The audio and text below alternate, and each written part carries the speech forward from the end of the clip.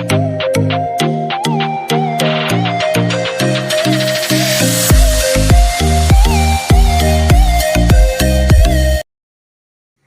वालेकुम वरहमतुल्लाहि वबरकातुहू। मैं असलीरा तहरीन शेख इरफान आज आपको मसामदार जिस्म वाले जानदार के बारे में बताने वाली हूँ। ये इंतहाई सादा जिस्मानी बनावट रखने वाले जानदार, इन्हें स्पंज कहते हैं।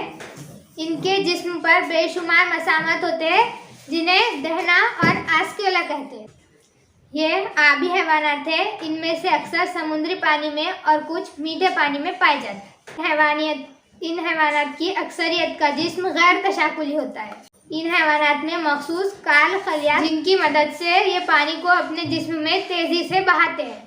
जानदार चूंकि चट्टानों पर चिपके हुए होते हैं इसलिए ये चल नहीं सकते, इसलिए इन्हें नख्लो मकाम ना करने वाले हैवानात कहते हैं।